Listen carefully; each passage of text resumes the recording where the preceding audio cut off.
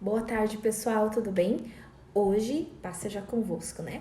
Hoje eu vim trazer para vocês um resumo de uma mensagem, um estudo que nós tivemos sobre os 5 dons do ministério. Está no texto de Efésios 4, versículo 11, que diz assim: porque ele mesmo deu uns para apóstolos, outros para profetas, outros para evangelistas e outros para pastores e doutores ou mestres. Então, os dons ministeriais são 5. E esses dons são apóstolos, profetas, evangelistas, pastores e doutores, ou em outras traduções, mestre.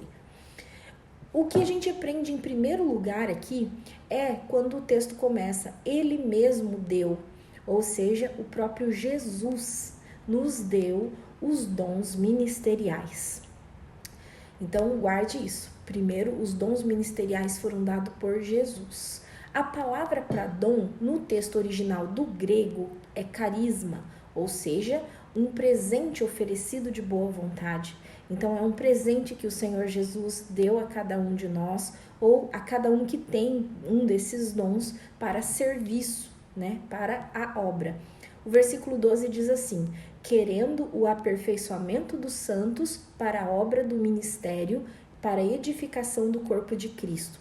Então não pense nunca que Jesus, ele dá as coisas sem propósito, simplesmente porque ele gosta de nós. Ele nos ama, é verdade, mas ele nunca nos dá uma dádiva, um dom, um presente, um talento que seja meramente para nós guardarmos. Ele sempre dá com um propósito. E aqui o texto diz: o aperfeiçoamento dos santos é um dos propósitos pelos quais ele deu esses 5 dons. Então é o aperfeiçoamento dos santos. Se coloque como se você fosse que você tivesse um desses 5 ministérios: o profeta, o evangelismo ou o apóstolo. Então o seu dom que Jesus deu é para o aperfeiçoamento dos santos. Então é sempre a serviço da igreja, a serviço do próximo, a serviço da obra. Não é para benefício próprio, apesar de que a gente sempre tem benefícios quando o Senhor usa a nossa vida pela sua graça e misericórdia e bondade. Então, olha o propósito que Jesus, ele entrega os dons. Aperfeiçoamento dos santos para a obra do ministério, ou seja, qual que é a obra do ministério? Igreja, pregar o evangelho, ter uma organização, né? A igreja como pessoa jurídica, ela é uma organização jurídica, mas espiritualmente ela é um organismo vivo, é algo que se move, é algo que tem ali sim coisas organizadas para o benefício, para o crescimento do ministério da palavra de Deus. Não podemos ignorar isso. E para a edificação do corpo de Cristo, mais uma vez plural. Só qual que é a diferença do aperfeiçoamento dos santos para a edificação do corpo? Aperfeiçoamento dos santos é que esses ministérios, esses dons ministeriais, vão ajudar o indivíduo como um todo, todos os indivíduos, a serem aperfeiçoados na santidade, no corpo de Cristo. E a edificação do corpo é eles serem edificados como corpo de Cristo, como esse organismo vivo que eu te falei. Então, nunca um dom ministerial ele vai ser de qualquer maneira ou sem propósito algum.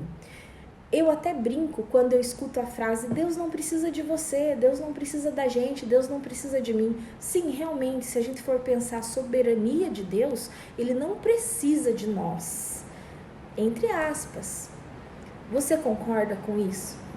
Eu penso da seguinte forma: se a Bíblia está dizendo que ele dá os dons aqui com propósito, né? Aperfeiçoamento, obra do ministério, edificação, é porque existe uma necessidade. Então, sim, nós cristãos somos chamados para suprir uma necessidade nesse mundo, que nós estamos contribuindo para o reino. Nós estamos contribuindo para a obra de Deus nessa terra, para povoar o céu. Então é sim uma necessidade de tirar almas da mão do inimigo e trazer para o reino de Deus. Então eu acho isso muito importante.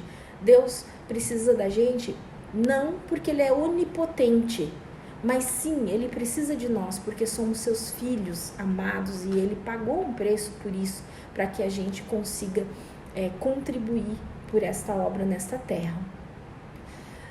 Mas a graça foi dada a cada um segundo a medida do dom de Cristo. Efésios 4:7. De igual modo, todos nós somos capacitados de algum dom ministerial de Jesus, né? A partir do momento que aceitamos Jesus, ele nos capacita com algum dom que ele mesmo tinha, e ele tinha todos os dons, né?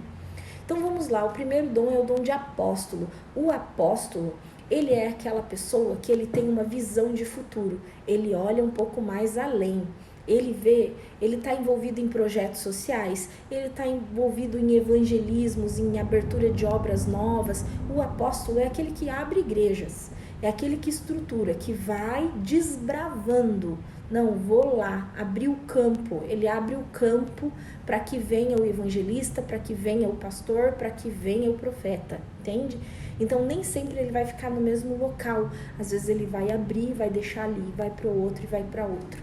Então o apóstolo, ele tem a sua origem do significado como mensageiro, embaixador, ou seja, ele está indo desbravando, né, rompendo fronteiras para estabelecer templos, estabelecer igrejas, né, para deixar aquilo ali já tudo montado para que venha a equipe ministerial para dar continuidade naquela obra. Profeta, no sentido da palavra ministério de profeta, no Antigo Testamento, ele era a própria voz, a própria boca de Deus, né? Então, as pessoas, elas iam na direção do profeta. Então, o profeta é o mensageiro, é aquele que tem mais sensibilidade com Deus, nas experiências espirituais, ele vive mais aquela coisa do poder de Deus mesmo sendo manifestado. É uma pessoa sensível à voz do Espírito Santo e ela vai transmitir uma mensagem de Deus. Detalhe, a mensagem do profeta, ela vai ser sempre para exortação, ou para consolação, ou para edificação. De quem? Dos santos e do corpo de Cristo. Nunca uma profecia vai vir para denegrir, para humilhar ou para exaltar o homem. A profecia verdadeira, ela é para consolar, exortar e edificar. E de quebra, indicar o caminho. Então o profeta, ele é representado na mão como o dedo indicador, que indica o caminho, orienta, né? Vem com mensagens consoladoras.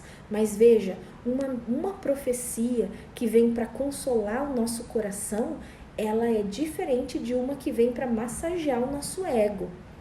Então tem muitas profecias que vão dizer tudo o que a gente quer ouvir, mas aquilo ali é uma consolação do Espírito Santo ou é uma revelação momentânea, né, humana, que está ali movida pela emoção para exaltar o ser humano? Então, um divisor de águas na nossa vida é a gente ter o discernimento para isso, né? Precisamos dos profetas, temos que orar por eles, orar para que eles sejam cada vez mais sensíveis, para que Deus tire as arestas, para que Deus tire impedimento, que façam com que eles não escutem a voz de Deus, e quando eles escutarem, que eles tenham certeza que aquilo é de Deus para entregar o que lhes foi ordenado, né? E que eles tenham essa intimidade sobrenatural, que eles cheguem à sala do trono, onde muitas vezes eu e você não conseguimos, e daí nós precisamos de orientação, e Deus, pela sua misericórdia, usa os profetas para nos orientarem. É maravilhoso isso, é maravilhoso. O evangelista é aquela pessoa que o próprio nome diz, evangelista, é aquele que leva boas novas. É a pessoa que tem facilidade de criar relacionamentos, ela tem facilidade de fazer amizade, ela tem facilidade de conversar com pessoas desconhecidas, é aquela que no ponto de ônibus ela já faz amizade, na fila do supermercado ela faz amizade, vai falando. Essa pessoa, ela consegue conversar ali e fazer um amigo em questão de minutos. Isso é um dom, é um talento. E quando o Senhor chama uma pessoa para o evangelismo, ela tem praticamente essas mesmas características. Ela vai ter facilidade de falar do evangelho de forma prática e rápida e lançar aquela semente. É uma pessoa também comunicativa e carismática, então ela consegue convidar as pessoas para vir para a igreja, e as pessoas vêm para a igreja porque quer saber, quer, né? se sente acolhida por aquela pessoa. Então o evangelista, ele tem esse dom, ele vai trabalhar a mensagem da cruz de forma prática, de forma rápida e de forma leve. Então ele vai evangelizar, ele vai conversar e vai trazer pessoas para aquela igreja que o apóstolo abriu. E o pastor? O pastor são aqueles que cuidam das vidas, né?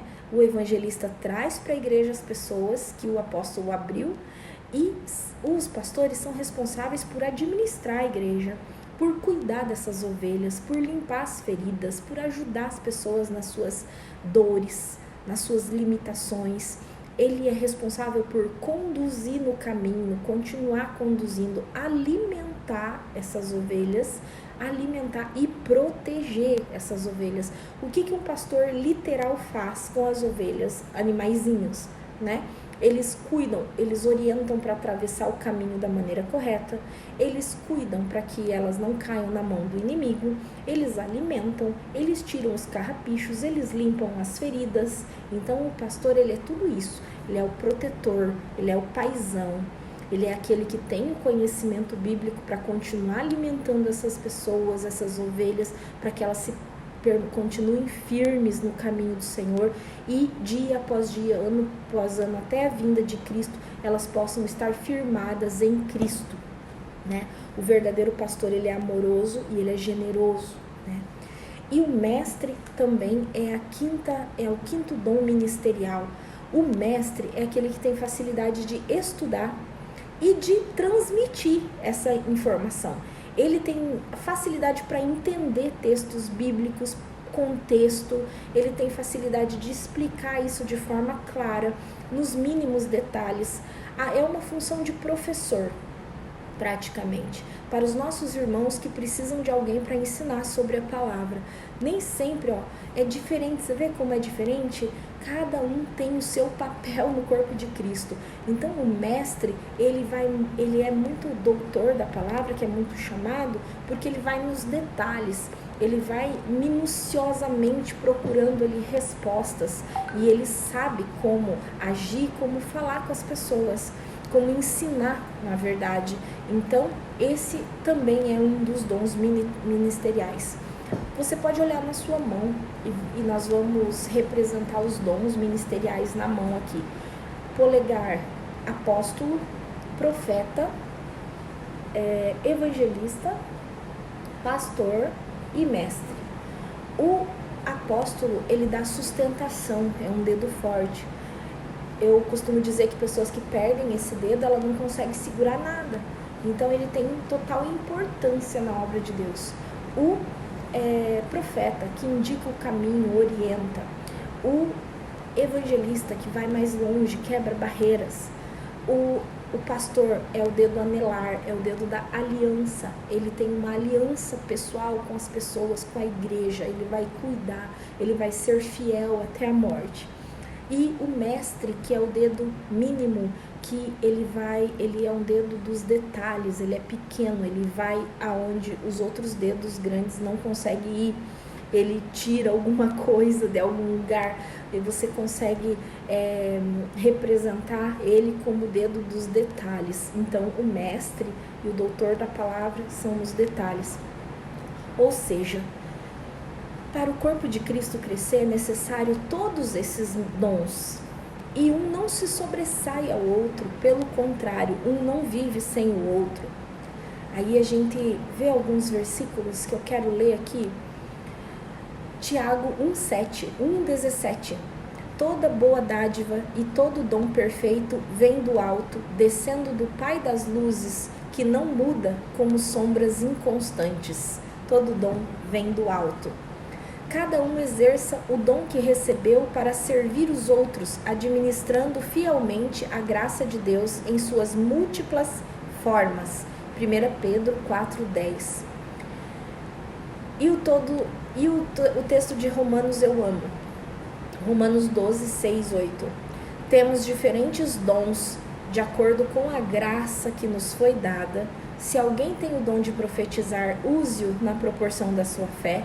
Se o dom é servir, sirva. Se é ensinar, ensine. Se é de dar ânimo, que assim faça. Se é de contribuir, que contribua.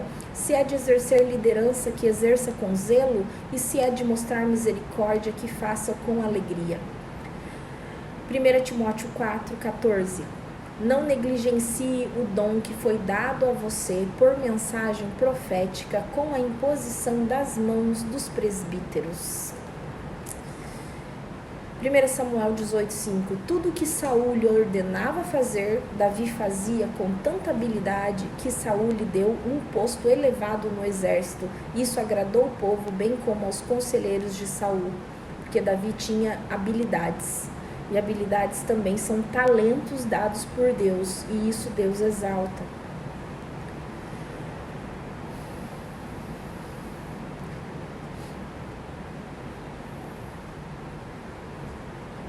Veja só, 1 Coríntios 12, 7, 11.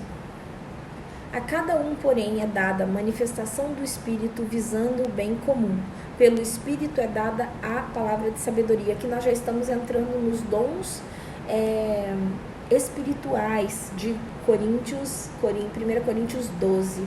Mas deixa eu ler isso aqui, ó. Ai, meu Deus, só um minuto. Vou pôr Coríntios 12 aqui.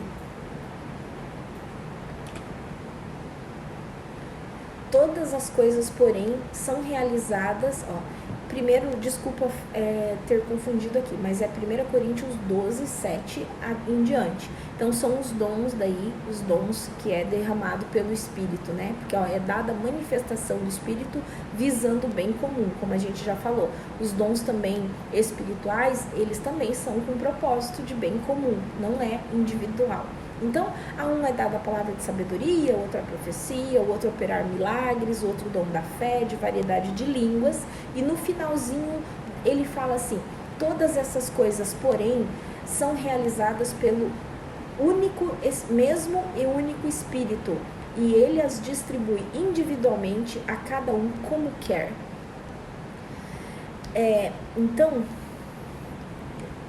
a gente aprendeu aqui que os dons, eles são dados por Jesus, né? Tô abrindo a Bíblia aqui. Os dons são dados por Jesus.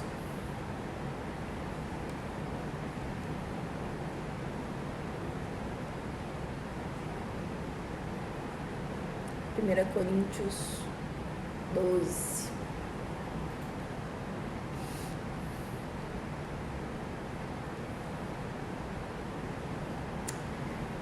1 Coríntios 12, versículo 11. Mas um só é o mesmo Espírito que opera todas essas coisas, repartindo particularmente a cada um como quer. Porque assim como um corpo tem muitos membros, e muitos membros, sendo muitos, são um corpo só, assim é Cristo também. Pois todos nós fomos batizados em Espírito, formando um corpo. Quer judeus, quer gregos, quer servos, quer livres, e todos temos bebido de um mesmo Espírito. Porém, o corpo não é um só membro, mas muitos. Aí, diz assim.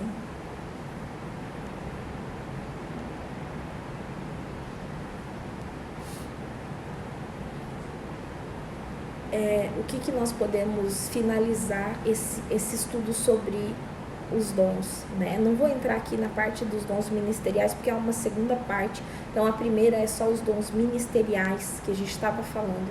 Mas vocês perceberam que, por exemplo, Ele mesmo deu para nós esses dons, certo? E a operação aqui é através do Espírito, né? Então, assim, quem dá o dom é Jesus, quem distribui é o Espírito e quem opera é Deus.